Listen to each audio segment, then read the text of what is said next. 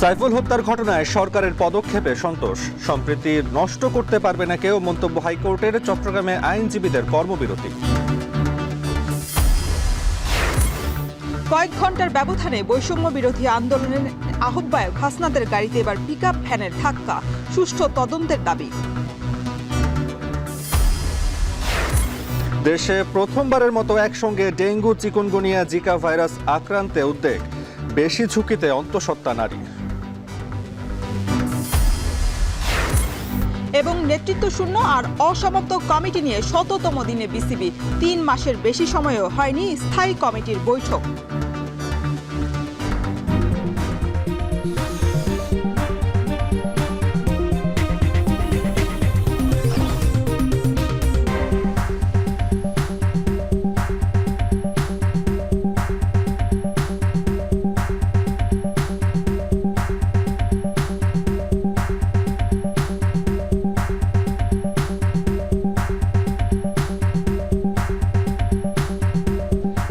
স্বাগত। এখন দুপুরে সঙ্গে আছি আমি শরীফ রওশন এবং আমি তাসওয়ান নাফি।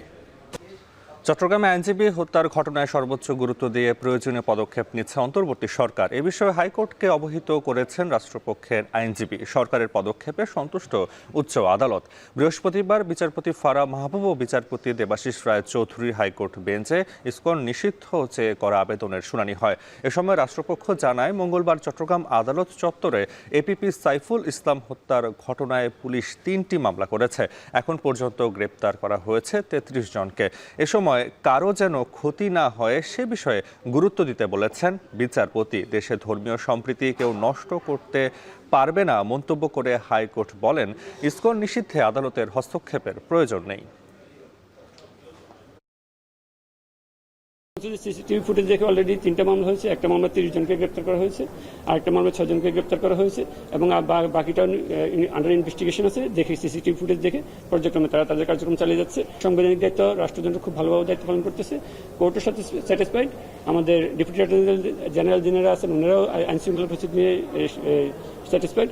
ইসকন নিষিদ্ধ এবং আইন শৃঙ্খলা পরিস্থিতি নিয়ন্ত্রণ করার ব্যাপার, এটা উনি যেহেতু নিয়ন্ত্রণে আছে, এটা উনি রাষ্ট্রযন্ত্রের উপরে ছেড়ে দিয়েছে।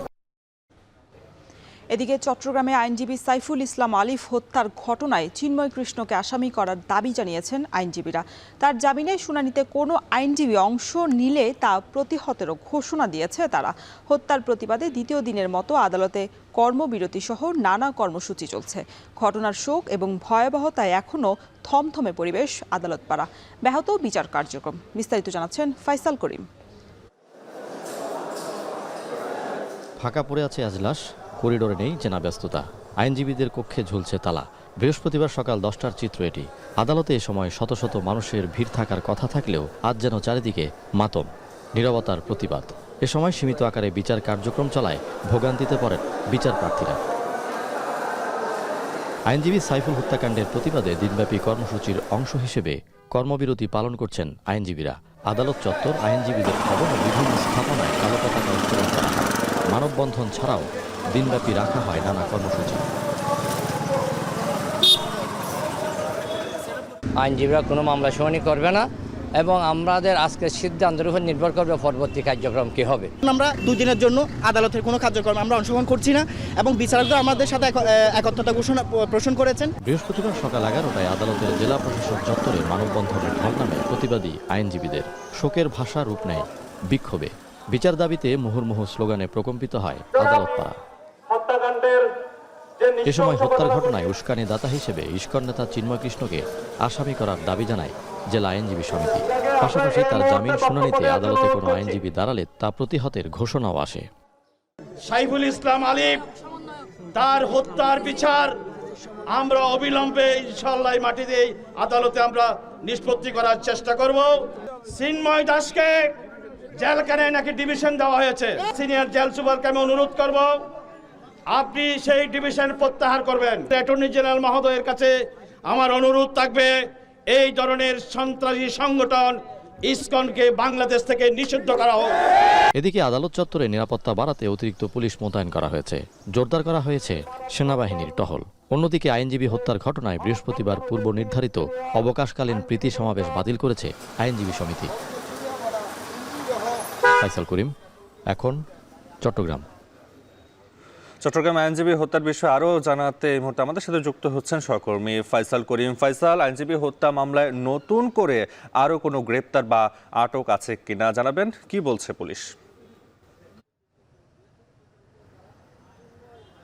পুলিশ জানিয়েছে যে নতুন করে গতকাল রাত থেকে অভিযানে 7 জনকে আবারও জিজ্ঞাসাবাদের জন্য আটক করা হয়েছে। তো সেই হিসেবে আমরা যদি ধরি যে এই ঘটনায় মোট 33 জন আটক হয়েছে এবং 3টি মামলা মূলত করা হয়েছে আদালত পাড়ায় ভাঙচুর, পুলিশের উপর হামলা এবং নাশকতার কারণে। এবং এই 3টি মামলায় আসামি দেখানো হয়েছে 1479 জনকে, যেখানের মধ্যে 79 জনের নাম উল্লেখ করা হয়েছে এবং বাকি 1400 জনের নাম অজ্ঞাত রাখা হয়েছে। এবং আমরা যেটি জানি যে এখনও পর্যন্ত পরিবারের পক্ষ থেকে কোনো হত্যা মামলা করা হয়নি। তবে আজকে যেটি মানববন্ধন হয়েছে, যে কর্মসূচি করা হয়েছে আইনজীবীদের পক্ষ থেকে, প্রতিবাদ কর্মসূচি, সেখান থেকে জানানো হয়েছে বা ঘোষণা দেওয়া হয়েছে যে মূলত আসলে চট্টগ্রামের যেই ঘটনাটি বা হত্যাকাণ্ড, আইনজীবী হত্যা যে বিষয়টি, সেটিতে আসলে চিন্ময় কৃষ্ণ যিনি ছিলেন তিনি প্রিজন ভ্যান থেকে তার ভক্তদেরকে উস্কানি দিয়েছেন এবং যেই কারণে এই উস্কানি ফলেই আসলে তার ভক্তরা উত্তেজিত হয়ে এই হত্যাকাণ্ড ঘটিয়েছে।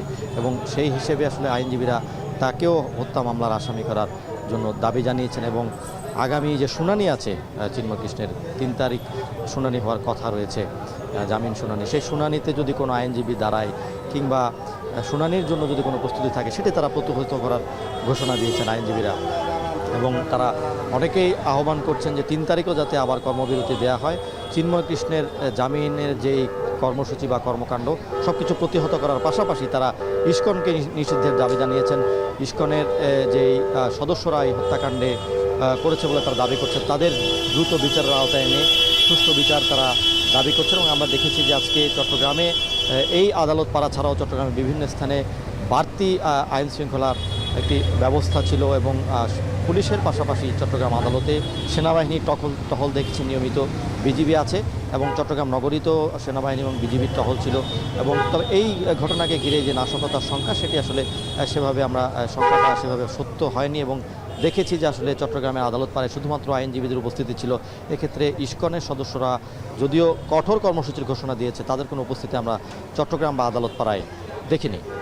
নাফি। চট্টগ্রাম আইনজীবী হত্যার প্রতিবাদে দ্বিতীয় দিনের মতো কর্মবিরতি পালন করছে আইনজীবী সমিতি এবং সেখানে আদালত পাড়ায় এখনও থমথমে অবস্থা বিরাজ করছে। সে খবর জানাতে যুক্ত ছিলেন ফাইসাল করিম। চলমান পরিস্থিতি এবং ইসকনের তৎপরতা সম্পর্কে কাল জুমার খুতবায় সাবধানতা ও সচেতনতামূলক বক্তব্য দিতে সারা দেশে মসজিদের ইমামদের প্রতি আহ্বান জানিয়েছে বেশ কয়েকটি ইসলামী দল। বৃহস্পতিবার জাতীয় প্রেস ক্লাবে সংবাদ সম্মেলন করে এ দাবি জানান খেলাফত মজলিস, জমিয়তে উলামায়ে ইসলাম বাংলাদেশ, বাংলাদেশ খেলাফত মজলিস, নেজামে ইসলামী পার্টি সহ কয়েকটি সমমনা ইসলামী দল। অ্যাডভোকেট সাইফুল ইসলাম হত্যাকাণ্ড সহ ইসকন সংগঠিত সকল অপরাধের সুষ্ঠু বিচার করতে হবে। সাম্প্রতিককালের ঘটনাকে কেন্দ্র করে যাতে কেউ বিশৃঙ্খলা এবং দাঙ্গা হাঙ্গামা সৃষ্টি করতে না পারে, এর প্রতি সবার দৃষ্টি আকর্ষণ করবেন। চিন্ময়ের মতো বহিষ্কৃত নেতাদের কর্মকাণ্ডের দায় নেবে না ইসকন। সকালে রাজধানীর স্বামীবাগে সংবাদ সম্মেলন করে এ কথা জানিয়েছে সংগঠনটি। তাদের দাবি, কিছু বিশেষ মহল ইচ্ছাকৃতভাবে ভিত্তিহীন এবং মিথ্যা অপপ্রচার করে ইসকনকে নিষিদ্ধ করার চেষ্টা করছে। ঘটনা এবং চলমান আন্দোলনের সঙ্গে ইসকন বাংলাদেশের কোনো ধরনের সম্পৃক্ততা নেই। অনেক মাস আগেই চট্টগ্রামস্থ পুণ্ডরিক ধামের অধ্যক্ষ চিন্ময় কৃষ্ণ দাসকে সাংগঠনিক শৃঙ্খলা ভঙ্গের দায়ে ইসকনের সাংগঠনিক পদ পদবি সহ ইসকনের যাবতীয় সাংগঠনিক কার্যক্রম থেকে অব্যাহতি দেওয়া হয় এবং উল্লেখ করা হয় যে তাদের দ্বারা সংগঠিত কার্যক্রম ইসকনের কার্যক্রম নয়। গণতান্ত্রিক দেশ গঠনে স্বৈরাচার বিরোধীদের একসাথে কাজ করার আহ্বান জানিয়েছে বিএনপি মহাসচিব মির্জা ফখরুল ইসলাম আলমগীর। বলেছেন, নির্দিষ্ট সংস্কার শেষে সুষ্ঠু নির্বাচন দিতে হবে। দুপুরে প্রেস ক্লাবে রাষ্ট্র পুনর্গঠনে লেখক শিল্পীদের ভূমিকা শীর্ষক মত বিনিময় সভায় কথা বলেন তিনি। এ সময় তিনি বলেন, কোনোভাবে বিভাজিত হওয়া যাবে না। একটা গণতান্ত্রিক সংস্কার করে একটা গণতান্ত্রিক বাংলাদেশ নির্মাণ করা, এটা নিঃসন্দেহে একটা জটিল কাজ। ফ্যাসিবাদকে সরিয়ে সত্যিকার অর্থেই জনমানুষের জন্য উপযোগী একটি রাষ্ট্র নির্মাণ করা দরকার, সমাজ নির্মাণ করা দরকার। তাদেরকে ঐক্যবদ্ধ হয়ে কাজ করতে হবে। ইসকনের ব্যাপারে আপনারা কি করছেন, এই প্রশ্নটা অত্যন্ত একেবারেই আপনার উদ্দেশ্য প্রণোদিত একটা অবস্থা তারা তৈরি করতে চায়, যেটা এই মুহূর্তে প্রয়োজন। সবাইকে শান্ত থেকে বিষয়গুলোকে অনুধাবন করে আমাদের ধীরে ধীরে এগিয়ে যাওয়া এবং সবাইকে সঙ্গে নিয়ে সামনের দিকে আগানো। বৈষম্য বিরোধী ছাত্র আন্দোলনের আহ্বায়ক হাসনাত আবদুল্লাহকে এবার পিকআপ ভ্যান চাপা দিয়ে পরিকল্পিতভাবেই হত্যা চেষ্টা করা হয়েছে বলে দাবি করেছেন বৈষম্য বিরোধী ছাত্র আন্দোলনের মুখ্য সংগঠক আব্দুল হান্নান মাসুদ। এখন টেলিভিশনকে মুঠোফোনে এ কথা জানান তিনি। বৃহস্পতিবার কুমিল্লা থেকে ঢাকায় ফেরার পথে যাত্রাবাড়িতে হাসনাত আবদুল্লাহর গাড়িতে পেছন থেকে একটি পিকআপ ভ্যান ধাক্কা দেয়। বৈষম্য বিরোধী ছাত্র আন্দোলনের কেন্দ্রীয় সমন্বয়ক মোহাম্মদ তরিকুল ইসলাম এবং মুখ্য সংগঠক আব্দুল হান্নান মাসুদ সামাজিক যোগাযোগ মাধ্যম ফেসবুক পোস্ট দিয়ে বিষয়টি নিশ্চিত করেন। এর আগে গতকাল চট্টগ্রামে নিহত অ্যাডভোকেট সাইফুল ইসলামের কবর জিয়ারত শেষে ফেরার পথে সন্ধ্যায় চট্টগ্রাম কক্সবাজার মহাসড়কের চুন্তি ইউনিয়নের হাজি রাস্তার মোড়ে হাসনাত আবদুল্লাহ এবং সার্জিস আলমের গাড়িকে ট্রাক চাপা দিয়ে হত্যা চেষ্টা করা হয়।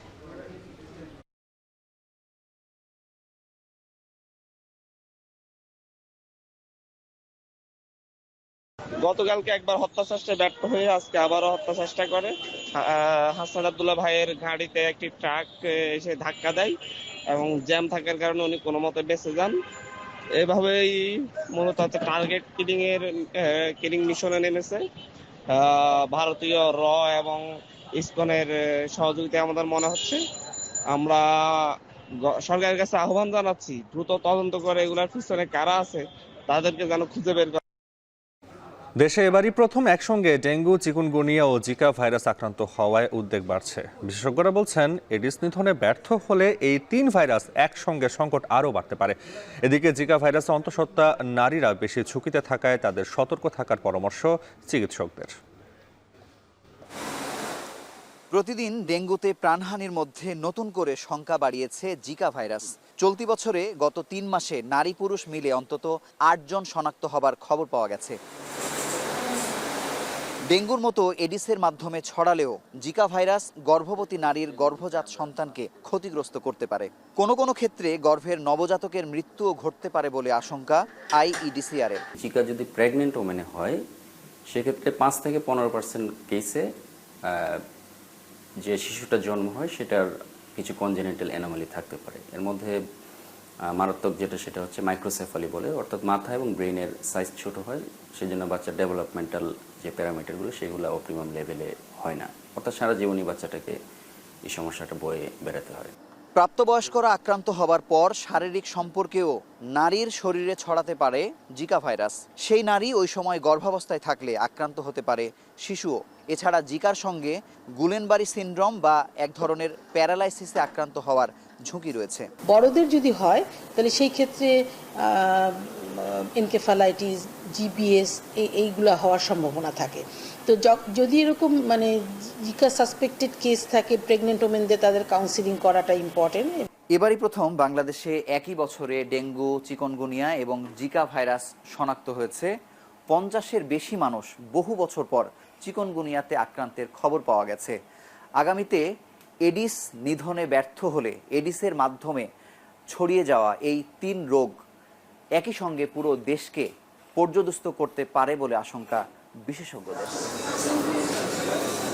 এবছর হাসপাতাল থেকেই সন্দেহভাজন রোগীদের আইইডিসিআর-এর মাধ্যমে শনাক্ত করা হয়েছে। যদিও জিকা ভাইরাসে এখন পর্যন্ত আক্রান্ত 8 জনই সুস্থ হয়ে বাড়ি ফিরেছেন। আইইডিসিআর সহ হাতে গোনা কয়েকটি হাসপাতালে জিকা ভাইরাস শনাক্তের ব্যবস্থা রয়েছে। মুজাহিদ শুভ, এখন, ঢাকা। বছরের পর বছর আজিমপুরের সরকারি কর্মকর্তা কর্মচারীদের জন্য নির্মাণাধীন ভবনগুলোর বেজমেন্টে পানি সংরক্ষণাগার হিসেবে ব্যবহার করছেন ঠিকাদার কোম্পানিগুলো।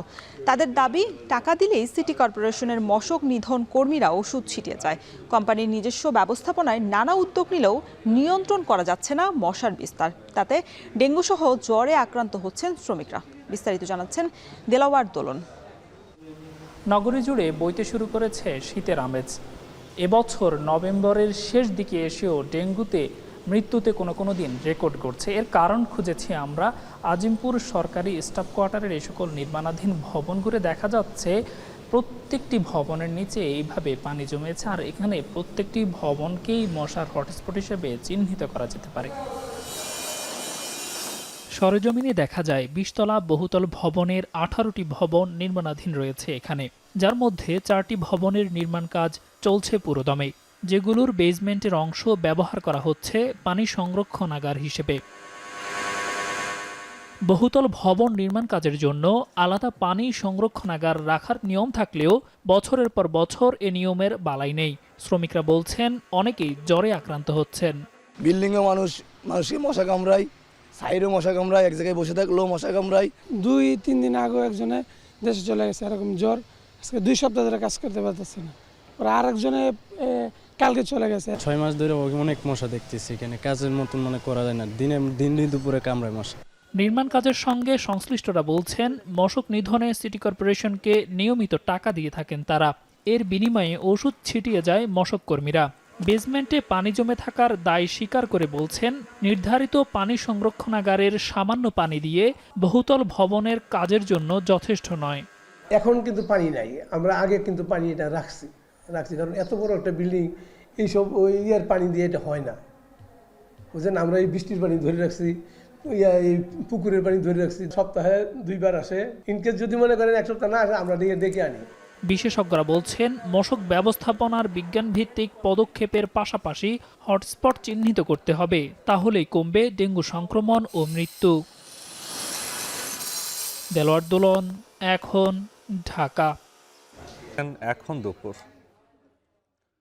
দ্রব্যমূল্যের ঊর্ধ্বগতির বাজারে সাড়া ফেলেছে সুপার শপের বিভিন্ন কম্বো অফার। তবে সেই প্যাকেজে কেবলই আশীর্বাদ হয়েছে ব্যস্ত এ শহরে ছুটে চলা মানুষদের। কিন্তু প্রশ্ন হচ্ছে, যাদের জন্য এই কম্বো প্যাকেজ, সেই নিম্নবিত্তদের হাতের নাগালে কি এসেছে এসব পণ্য? জানাবেন তানজিলা খান মিম।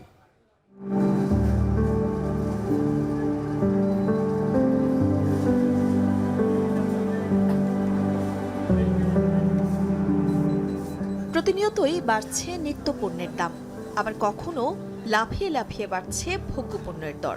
রোজকার এমন খবরের শিরোনামে ভোক্তার কপালে যেন চিন্তার ভাঁজ। হিসেবি টাকায় বাজারের ব্যাগ ভরবে তো, এমন বাস্তবতায় ঊর্ধ্বমূল্যের বাজারে একটু স্বস্তির খবর নিয়ে এসেছে দেশের কয়েকটি সুপার শপ। নিম্নবিত্তের খাবারের পাতে ইলিশ কিংবা গরুর মাংস যেন এক বিলাসিতার নাম। দাম ধরাছোঁয়ার বাইরে হওয়ায় কেনাও দুঃসাধ্য। এবার স্বাদ আর সাধ্যের মেলবন্ধনে সামর্থ্য অনুযায়ী কেনাকাটার সুযোগ মিলছে, আর এই সুযোগ করে দিয়েছে কয়েকটি সুপার শপ, যেখানে 3 পিস ইলিশ মাছের সাথে পেঁয়াজ, কাঁচামরিচ ও টমেটোর মতো রান্না সামগ্রী মিলছে 140 টাকায়, আর 200 গ্রাম গরুর মাংসের সাথে 100 গ্রাম আলু 160 টাকায়। আছে এরকম আরও অনেক প্যাকেজ। আকর্ষণীয় প্যাকেজিংয়ের মাধ্যমে দেওয়া এসব অফার দৃষ্টি কেড়েছে ক্রেতাদেরও। সেই সঙ্গে সহজলভ্য হওয়ায় ভোক্তাদের কাছে গ্রহণযোগ্যতা পেয়েছে সুপার শপের এই বিপণন কৌশল। এক একজনের বাজেট এক এক রকম, সো যারা একটু কম রেঞ্জের ভিতরে সব ধরনের কোয়ালিটি মাছ চাচ্ছে, তো ওদের জন্য বেটার। এসির ভিতরে বাতাস খাই আমরা বাজার করছি, এটা একটা সুবিধা। দেখতে পাচ্ছি সামনে সব আছে, ঘুরে কিছু নাই। ওখানে আসলে কি হয় এটা তো অনেক সময় বোঝা যায় না, এই একটা সমস্যা। আমাদের জন্য অনেক সুবিধা হয়েছে যে একসঙ্গে 1 কেজি কিনা খুবই টাফ, মাসেও একবার খাওয়া জোটে না। তো সে জায়গায় এখন এই সাশ্রয় মূল্যে যে কোনো ওক্তে খেতে পারতেছি। এটা আজকে আবার ইলিশের বিষয়টা আরও আনন্দদায়ক। তবে নিম্নবিত্তের চাহিদা পূরণ করার চাইতেও এই প্যাকেজিং সহজ করে দিয়েছে এই শহরে একা বাস করা ব্যাচেলরের জীবন। পাশাপাশি গৃহকর্ত্রী, আবার কখনো বা কর্মব্যস্ত ছোট্ট পরিবারগুলোতেও এনে দিয়েছে স্বস্তি। যারা ব্যাচেলর আছে বা স্টুডেন্ট, অত তো বেশি প্রয়োজন হয় না, 1 কেজি মাছ নিয়ে করবেই বাকি তারা।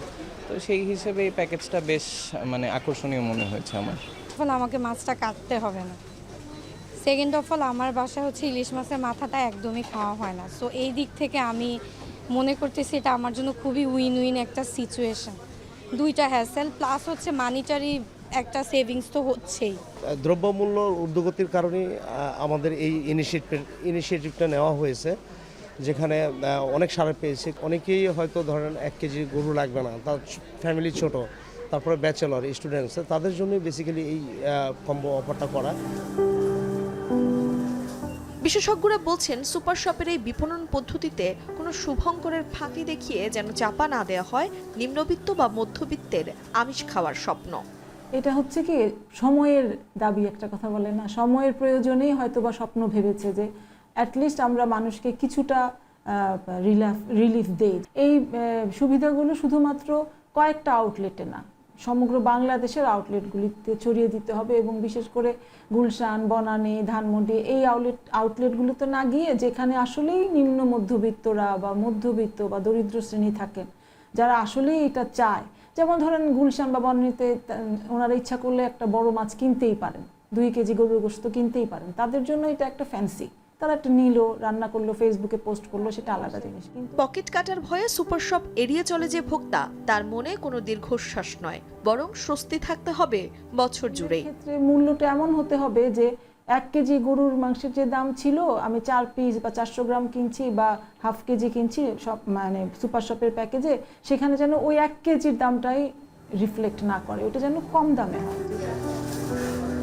নিত্যপণ্যের বাজারের উত্তাপকে পাশ কাটিয়ে স্বল্প অর্থের যোগানে মিটবে সব শ্রেণী পেশার খাবারের স্বাদ, প্রত্যাশা ভোক্তাদের। তানজিলা খান মিম, এখন, ঢাকা। ক্রেতা বিক্রেতার হাক ডাকে চিরচেনা বাজার নয়, চট্টগ্রামে এখন অনলাইন প্ল্যাটফর্মে নীরবেই বিক্রি হচ্ছে লাখ লাখ টাকার সামুদ্রিক মাছ। চট্টগ্রামের অর্ধশতাধিক ব্যবসায়ী অনলাইনে তৈরি করেছেন মাছ বিক্রির বিশ্বস্ত প্ল্যাটফর্মও। গভীর সাগরে ধরা পড়া হরেক রকমের মাছ, কাঁকড়া, স্কুইড সহ সি ফুডের ছবি, ভিডিও মুহূর্তেই ছড়িয়ে পড়ছে অনলাইন পেজগুলোতে। এতে কিনে নিচ্ছেন দেশি বিদেশি ক্রেতা। মাছ বিক্রির পাশাপাশি আসছে অনলাইন থেকে বাড়তি উপার্জনও। চট্টগ্রাম থেকে বিস্তারিত জানাচ্ছেন শোয়েব রহমান। 140 কেজি ওজনের বিশাল আকৃতির হামুর মাছ। গভীর সমুদ্র থেকে ধরা সুস্বাদু এ মাছের দেশ বিদেশে ব্যাপক চাহিদা। প্রায় 1,70,000 টাকার এ মাছ একজনের পক্ষে কেনা অসম্ভব, তাই বিক্রেতার ভরসা অনলাইন। দোকানের ফেসবুক পেজে শুরু হলো বিশাল এ মাছের লাইভ প্রচার। মুহূর্তেই সাড়া পড়ে গেল দেশে বিদেশে। একের পর এক অনলাইনে অর্ডার আসায় বিক্রিও হলো কয়েক ঘন্টার মধ্যেই।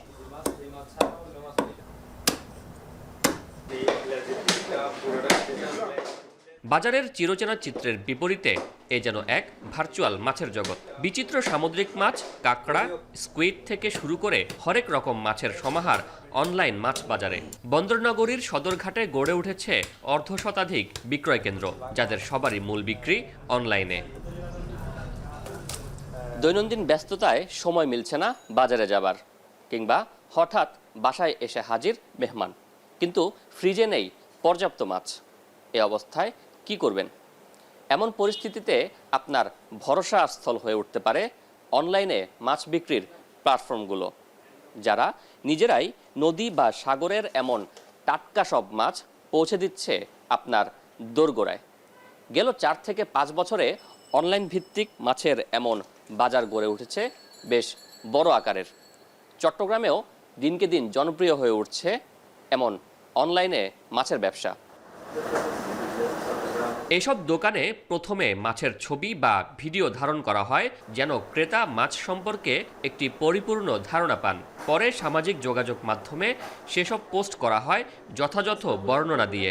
বাস, এরপর ক্রেতার সাড়া মিললেই হোম ডেলিভারি দেয়া হয়। আমাদের গ্রাহক যারা, ওদের টার্গেট করে আমরা ওই কোয়ালিটি আইটেম বা যেটা আমার চোখে সুন্দর মনে হয় বা এটা সবচাইতে ফ্রেশ মনে হয়, আমরা ওই মাছটাই কালেকশন করি। এখান থেকে আবার এটাকে প্রসেস করে আমরা হোম ডেলিভারি সিস্টেম আছে আমাদের। তবে কেবল বাসাবাড়িতেই নয়, অনলাইন দোকানগুলো বিভিন্ন অনুষ্ঠান আয়োজনেরও অন্যতম সহায়ক। বিভিন্ন অনুষ্ঠান উপলক্ষেও পর্যাপ্ত ফরমায়েশ পান ব্যবসায়ীরা। তবে এই বিপুল ক্রয়াদেশের জন্য প্রয়োজন অনলাইন পেজের বিশ্বস্ততা, যা এখানকার ব্যবসায়ীরা দীর্ঘদিন ব্যবসা পরিচালনার মাধ্যমে অর্জন করেছেন। বিভিন্ন দেশে দেখা গেছে এই ব্যবসাগুলা প্রপারলি করছে কিনা, বিভিন্ন তত্ত্বাবধায়ক টিম আছে, ওগুলো যাচাই করে, যেমন হালাল টিম আছে, এটা হালাল এনশিওর করছে কিনা। ঠিক একইভাবে এই ব্যবসাগুলা যারা রিয়েল অনলাইন ব্যবসায়ী, ওদেরকে ফাইন্ড আউট করে, ওদের সার্টিফিকেট করে দেশে দিন দিন বাড়ছে সি ফুডের চাহিদা। বৈশ্বিক ওয়েবসাইট স্ট্যাটিস্টার তথ্য মতে 2024 সালে মাছ ও সি ফুড থেকে $19 বিলিয়ন রাজস্ব আহরণ করবে বাংলাদেশ। এছাড়াও 2029 সাল পর্যন্ত এই খাতটি 8% হারে বাড়বে বলেও জানাচ্ছে স্ট্যাটিস্টা। চট্টগ্রাম, কুয়াকাটা, কক্সবাজার, খুলনায় সি ফুড হাতের নাগালে পেলেও অন্যান্য স্থানে ততটা দেখা মেলে না। এমন অবস্থায় ক্রমবর্ধমান চাহিদার বিপরীতে অনলাইন বাজারের কোনো বিকল্প নেই। ঢাকা ছাড়া অন্যান্য সাইটে কোরাল আইটেমগুলো একটু বেশি চলে, তো আমাদের ফোন করে ওরা, ফোনের মাধ্যমে আমরা এগুলা এই প্যাকেজিং করে আমাদের অ্যাকাউন্টে টাকা দেয়, প্যাকেজিং করে আমরা এগুলো ওদের পৌঁছাই দিই। মাছ বিক্রির লভ্যাংশের পাশাপাশি অনলাইন ভিডিও লাইভে মাছ প্রদর্শন করেও বাড়তি আয় করছেন এখানকার বিক্রেতারা। শোয়েব রহমান, এখন, চট্টগ্রাম। উপকূলীয় জমি ও পরিবেশ সুরক্ষা নীতিমালা না থাকায় অবৈধ দখল ও ভবন নির্মাণ থামছে না বলে মন্তব্য করেছেন পরিবেশ উপদেষ্টা সৈয়দা রিজওয়ানা হাসান। সকালে গণপূর্ত অধিদপ্তরে পায়রা বন্দর নগরী ও কুয়াকাটা উপকূলীয় অঞ্চলের পরিবেশ ও পর্যটন নিয়ে আয়োজিত সেমিনারে একথা বলেন তিনি। সেমিনারে পায়রা বন্দর নগরী ও কুয়াকাটা উপকূলীয় অঞ্চলের পরিবেশ পর্যটন ভিত্তিক সমন্বিত পরিকল্পনা ও প্রস্তাবনা উপস্থাপন করা হয়। এ সময় পরিকল্পনায় বেশ কয়েকটি দুর্বলতা চিহ্নিত করে রিজওয়ানা হাসান বলেন, শিগগিরই কোস্টাল জোন ম্যানেজমেন্ট পলিসি প্রণয়নের পাশাপাশি প্লাস্টিক দূষণ বন্ধ বর্জ্য ব্যবস্থাপনা গড়ে তুলতে হবে। কক্সবাজারে জমি আগ্রাসন এবং খুলনা যশোর অঞ্চলে অপরিকল্পিতভাবে চিংড়ি চাষের অভিযোগ করে উপদেষ্টা বলেন, কৃষি জমি সুরক্ষা আইনের সাথে সারা দেশে জমি সুরক্ষা আইন বাধ্যতামূলক করা উচিত। কুয়াকাটা প্রকল্পে গলফ কোর্স ও বিমানবন্দর নির্মাণ প্রস্তাবের সমালোচনা করেন রিজওয়ানা হাসান। আর আমাদের একটা বড় কল হওয়া উচিত কোস্টাল জোন ম্যানেজমেন্ট রুলস, এটা করে বাকি কাজগুলোর দিকে আমরা আগাতে পারি। তা নয়তো গতকালও এসছে আমার কাছে অভিযোগ যে এখনো আবার নতুন করে কক্সবাজারের সমুদ্র সৈকতে আবার দোকানপাট করা হচ্ছে। আমরা ভাঙি ওরা বানায়, আমরা ভাঙি ওরা বানায়।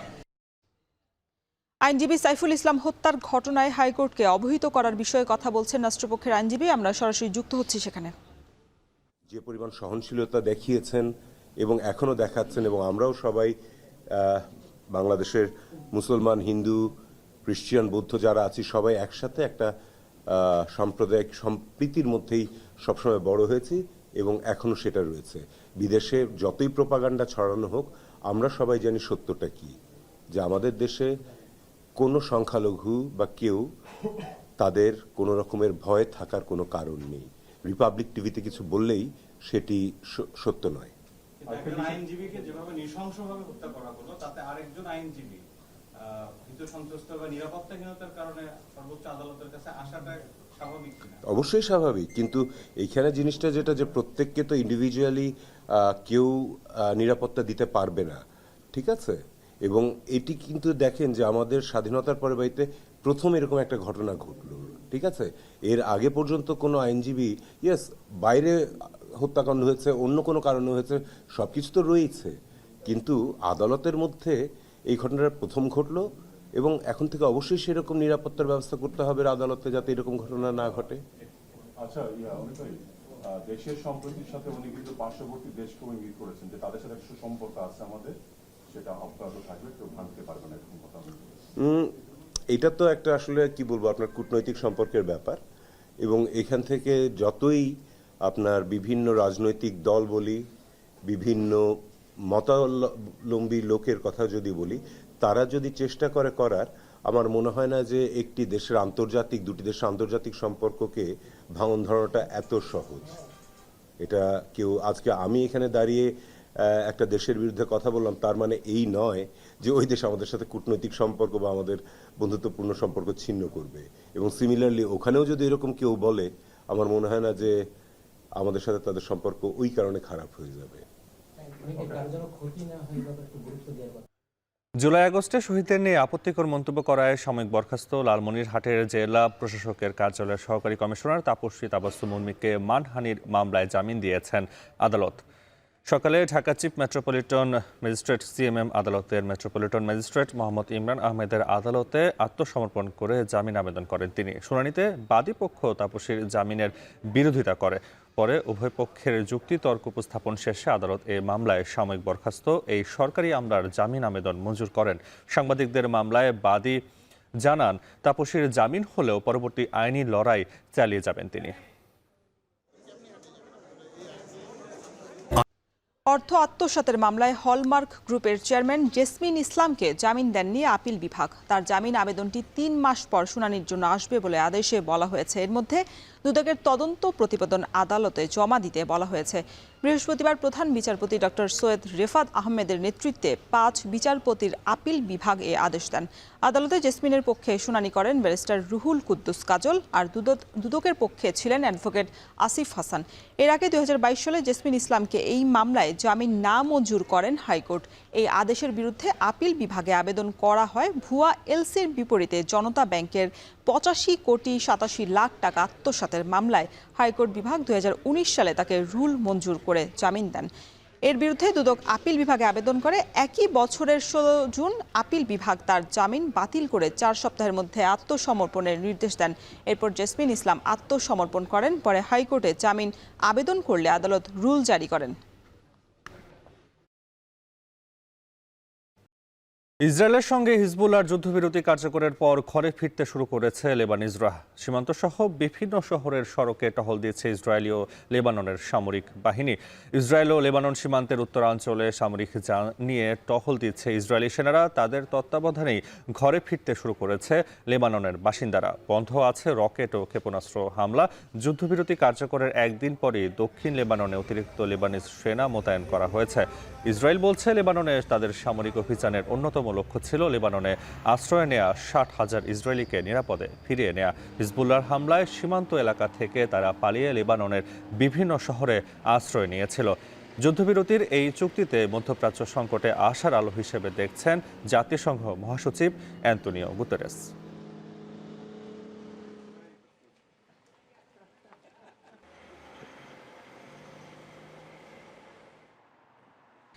নাফি, জুলাই আগস্টের যে গণ অভ্যুত্থান, সেখানে বিভিন্ন সংগঠনের মধ্যে কিন্তু বিসিবি একটি সংগঠন যেখানে আসলে পরিবর্তন এসেছে এবং দায়িত্ব নেয়ার 100 দিনের মাথায় কিন্তু আছে বিসিবির নতুন কমিটি। এবং অথচ এখনও যে আলোর মুখ দেখেনি স্থায়ী কমিটি এবং 21টি যে কমিটি আছে গঠনতন্ত্র অনুযায়ী, তার মধ্যে কিন্তু 11টির নেতৃত্ব শূন্য অবস্থায় কিন্তু কমিটি এখন চলছে।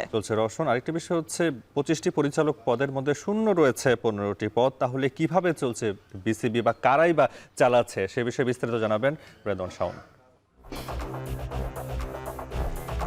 21 আগস্ট দেশের ক্রিকেটের স্মরণীয় মুহূর্ত।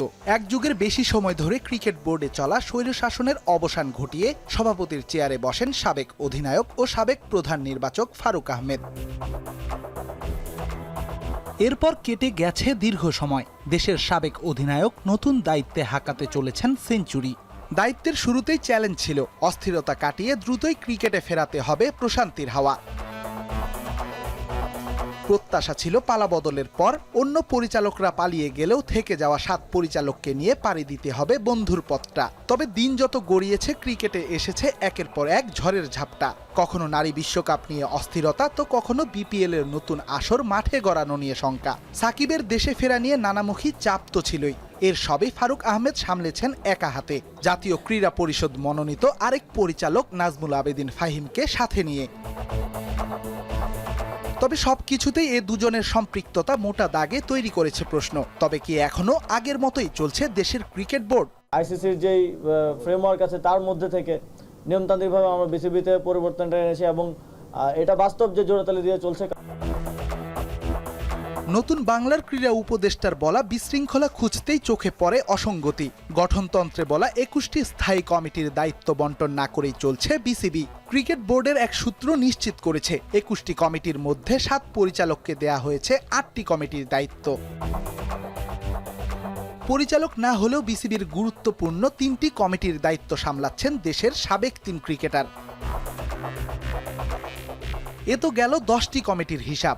বাকি থাকা 11 কমিটির দায়িত্বে কে আছেন কিংবা কার হাত ধরে চলছে সেসব কমিটির কর্মকাণ্ড জানেন না ক্রিকেট বোর্ডের পরিচালকরাও। এ নিয়ে কথা বলতে চাইলে মুখ খুলতে রাজি হননি কোনো পরিচালক। এদিকে বিসিবির গঠনতন্ত্র বলছে প্রতিটি কমিটির মাসে অন্তত একবার করে হতে হবে বৈঠক। তবে কমিটিগুলো সক্রিয় না থাকায় গেল 3 মাসের অধিক সময় ধরে হয়নি কোনো স্থায়ী কমিটির বৈঠক। পাশাপাশি বোর্ড মিটিং এর আগে নির্ধারিত এজেন্ডা পরিচালকদের জানানোর কথা থাকলেও ফারুক আহমেদের কমিটিতে মানা হয়নি এই নিয়মও। নিয়ম রক্ষার এক মেইল বার্তায় পরিচালকদের জানিয়ে দেয়া হয় বৈঠকের স্থান ও সময়। দেশের ক্রিকেট বোর্ডে চলা এমন অনিয়ম আর অস্থিরতা কিংবা বোর্ডের সিংহভাগ দায়িত্ব নতুন সভাপতির নিজ কাঁধে নেয়ার প্রবণতাকে কিভাবে দেখছেন বিসিবির পরিচালকরা? আমাদের তো যার যার ডিপার্টমেন্ট আমরা চালাচ্ছি, অ্যাডিশনাল ডিপার্টমেন্টগুলি তো সবাই মিলে ফারুক ভাইয়ের নেতৃত্বে চালানো হচ্ছে। এখন অনেক কিছু আমরা যেহেতু বাকি ডিপার্টমেন্টেরগুলি আপনার কারো ফারুক ভাইয়ের হাতেই আছে। ফারুক ভাই খুব প্রম্পট, মানে যেখানে আমার একটা ডিসিশন দরকার ফারুক ভাই থেকে যাচ্ছি, উনি ইনস্ট্যান্টলি ওটা সলভ করে দিচ্ছে। যদিও বিশেষজ্ঞরা মনে করেন পুরনো বোর্ড পরিচালকদের ওপর আস্থাহীনতার কারণেই তৈরি হয়েছে এমন পরিস্থিতি। যে কোনো জায়গায় শুধুমাত্র আপনি দুজনকে দেখছেন। একটা টুর্নামেন্ট উদ্বোধন হবে, সেখানেও ফারুক আহমেদ এবং নাজমুল আবেদিন ফাহিম। আপনি একটা প্রেস কনফারেন্স হবে, সেখানেও তারা দুজন থাকছেন। মিডিয়াকে কোনো একটা জিনিস জানাতে হবে, সেখানে তারা দুজন থাকছেন। সো তাহলে কি ক্রিকেট বোর্ডের বাকি যে 10 জন ছিলেন তারা কি কাজ করছেন না? মোস্ট প্রবলি এখানে একটা জিনিস হতে পারে যে তারা যেহেতু আগের রিজিমের সঙ্গে ছিলেন, এই কারণে খুব সম্ভবত তারা এখন টেলিভিশনের সামনে চেহারা দেখাতেও খুব একটা স্বাচ্ছন্দ্য বোধ করছেন না বলেই তারা হয়তো পিছনের দিকে রয়েছেন। 10-এর লাঠি 1-এর বোঝা, প্রচলিত এই প্রবাদটা জানার পরও যেন নিজের কাঁধেই সব দায়িত্ব তুলে নিয়েছেন বিসিবি প্রধান। পরিচালক পদে শূন্যতা, পুরনোদের ওপর আস্থাহীনতা সংকটে ফেলছে দেশের ক্রিকেটকে। এ থেকে উত্তরণের উপায় দ্রুতই খুঁজে বের করতে না পারলে সংকটে পড়বে দেশের ক্রিকেট। রেদওয়ান শাওন, এখন, ঢাকা। শেষ করছি এখন দুপুর, তার আগে শিরোনামগুলো আরও একবার।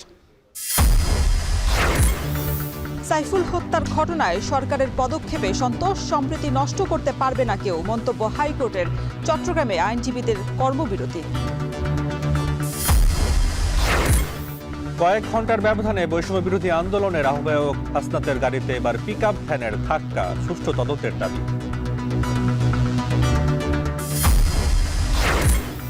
দেশে প্রথমবারের মতো একসঙ্গে ডেঙ্গু, চিকুনগুনিয়া, জিকা ভাইরাস আক্রান্তে উদ্বেগ, বেশি ঝুঁকিতে অন্তঃসত্ত্বা নারী। এবং নেতৃত্ব শূন্য আর অসমাপ্ত কমিটি নিয়ে ১৭তম দিনে বিসিবি, 3 মাসের বেশি সময়ও হয়নি স্থায়ী কমিটির বৈঠক।